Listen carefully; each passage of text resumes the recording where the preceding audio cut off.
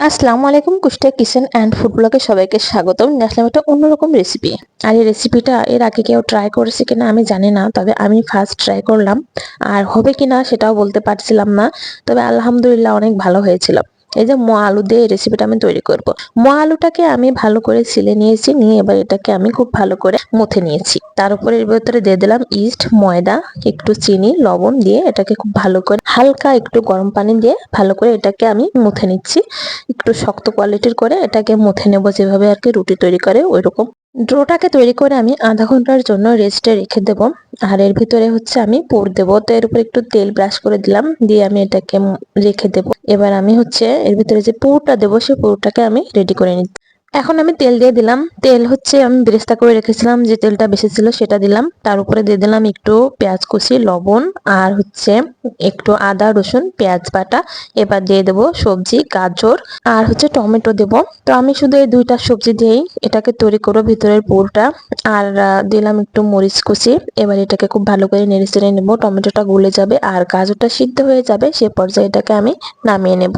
এবার এর ভিতরে দিয়ে দিলাম একটু সয়া সস। টমেটো সস আমি দেবো না, যেহেতু টমেটো দিয়েছি, তাই আমি টমেটো সসটাকে আমি আর দিচ্ছি না। এর ভেতরে খুব ভালো করে নেড়ে চেড়ে এটাকে আমি নামিয়ে নিলাম। এবার এটা এই যে ফুলে বেশ অনেকখানি হয়ে গেছে, সেটাকে আমি আবার ভালো করে মুথে নিলাম। এবার আমি এটাকে লেচি আকারে গড়ে নেব।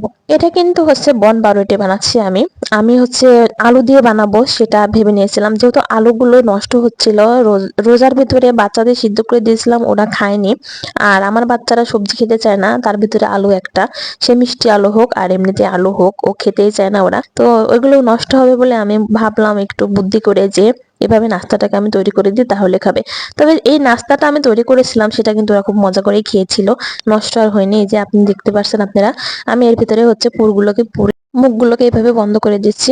হালকা চাপ দিয়ে এই যে মোটা হবে আর কি রুটি, যেহেতু এর ভেতরে ইস্ট দেওয়া আছে, এটা ফুলে উঠবে। কিছুক্ষণ সময় আবার রেখে দেবো, ফুলার পরে আমি এগুলোকে তেলের উপর দিয়ে ফ্রাই করে নেব। আমার যেহেতু ওভেন নাই আর ইফতারের সময় হয়ে গেছে, আমার টাইমও নাই যে আমি এমনিতে চুলার উপর এই করে বানাবো, তো আমি তেলের উপরে এটা ভাজবো। এই যে দেখেন, আমি তেলের উপরে এটাকে দিয়ে দিচ্ছি। অল্প আঁচ থাকা অবস্থায় আমি এগুলোকে ছেড়ে দিলাম। যেহেতু এর ভিতরে মিষ্টি মোয়া আলু দেওয়া আছে, তো আমি যখন এটাকে ফ্রাই করছিলাম, খুব সুন্দর একটা মিষ্টি মানে গন্ধ বেরোচ্ছিল, যে ঘ্রাণটা আমার রান্নাঘরটা পুরো মোমো করছিল। আসলে অনেক সুন্দর হয়েছিল এবং টেস্ট হয়েছিল। ভিতরে পুরটা দেওয়ার জন্য আরো বেশি মজা হয়েছিল। যদি আপনারা মনে করেন যে আপনারা মোয়া আলু দিয়ে এটা তৈরি করতে চান, তাহলে তৈরি করতে পারেন, বাচ্চারা অনায়াসে খেয়ে নেবে। আর ভিতরে পুর যদি মনে করেন দেবেন না, তাহলে নাও দিতে পারেন। অল্প আছে বেশি সময় নিয়ে এটাকে ভাজতে হবে। আর এগুলো দেখেন ফুলে উঠেছে, খুব সুন্দর ফুলে উঠেছে।